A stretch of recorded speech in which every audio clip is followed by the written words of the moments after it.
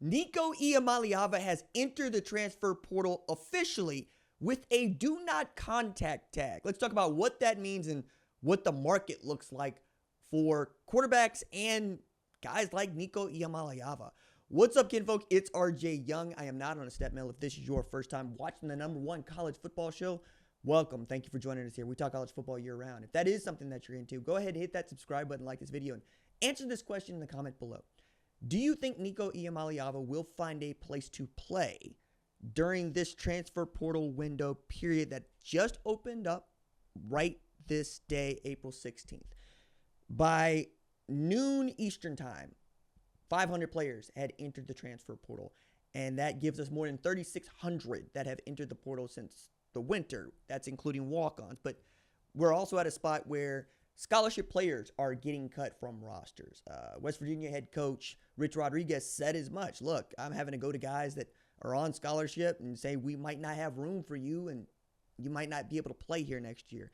Guys are having to do that all across the country as they're preparing for the 105 roster limit that is, for scholarships and walk-ons.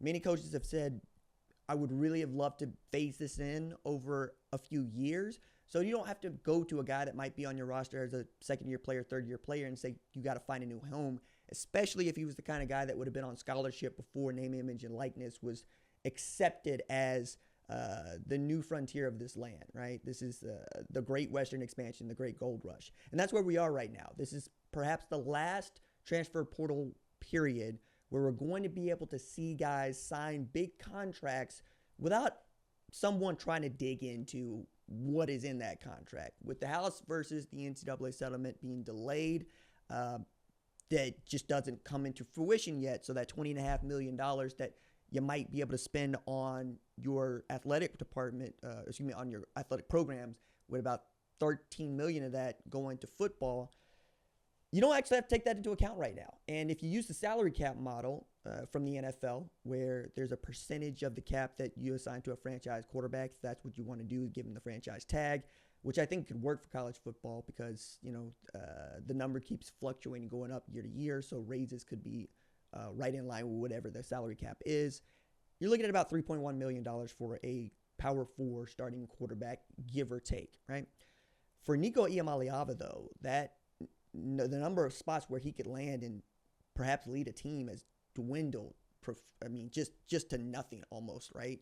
There are a few programs that still might make a run at him, but it would be much more like a roll of the dice than it would be a sure thing that you're betting on to be your starting quarterback. Because at this period, everybody's more or less got their starting quarterbacks. There are a couple places that don't. UCLA, North Carolina, those places come to mind inside of Power 4. But for the most part, you're finishing up spring ball.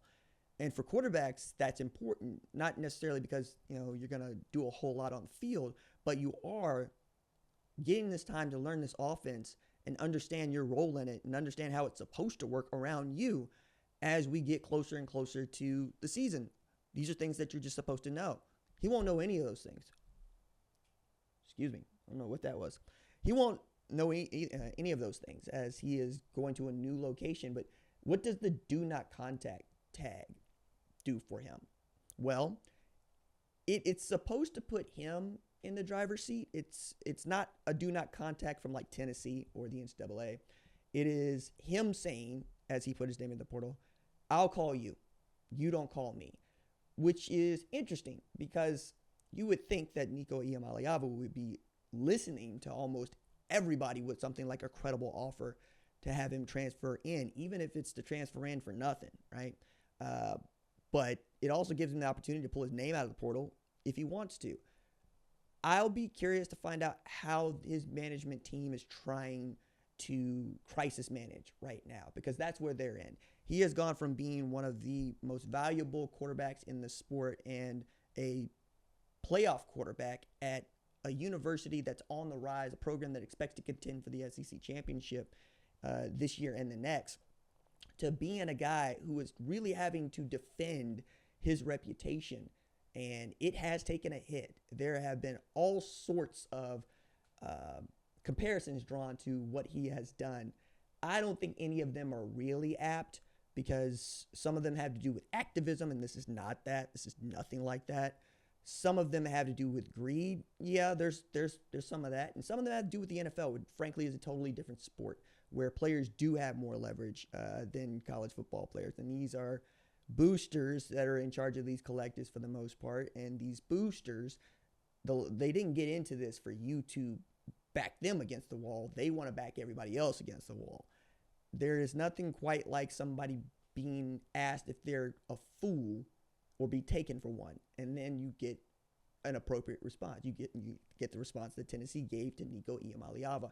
What I think that he and his team really underestimated is how the rest of the sport would react to this as well. They knew that Tennessee would be pissed. They didn't know that everybody else would be pissed too. So now that you've entered the transfer portal with a do not contact tag, and you are seeing the market dry up, and anybody that has talked about Nico Iamaleava off the record has said the same thing. Or I shouldn't say off the record. I should say on background has said the same thing. There's no market for that. There's no market for him. We don't see it. People have their quarterbacks. And if they don't have their quarterbacks, Mike Wright is in the portal, who played at Vanderbilt, played at Northwestern. He's good. Not great, he's good. Gio Lopez is in the portal. Not good, but he's not great, but he's good, right? They're good quarterbacks with less baggage. Again, 3 things get you jobs. Be on time, be good at your job, have people like you. If you only have 1 of the 3, you're not going to get it to keep that job, let alone get it. And 2 of the 3, yeah, that's going to keep you in a job. One of them, though, having people like you, outweighs the other 3, but you still got to have 1 of those other 3, even if it's just a tiny bit of it.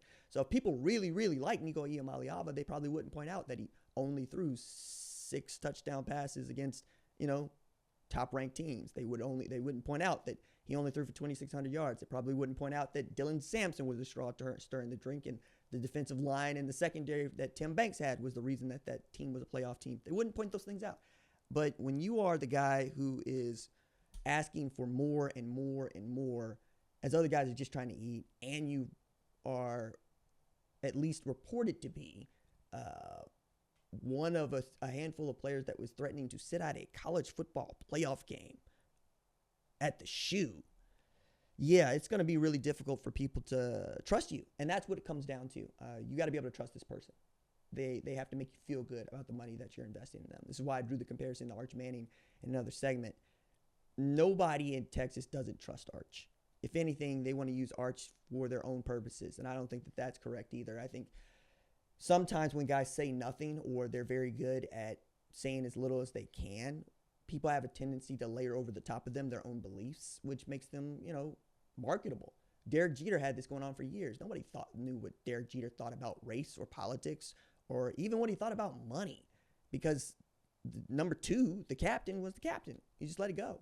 He didn't do anything to get under your skin. He didn't make any wild claims or observations. Every time he talked, it was respectful. It was with grace. It was with class. That's what Arch Manning has been able to do, in addition to being a Manning. One of the first families of football, royal family in football. He's acting like a crown prince. Nico Iamaleava is giving everybody the idea that his title was stolen, giving everybody the idea that he stormed somebody else's castle and took it. But that's how most noblemen became noblemen.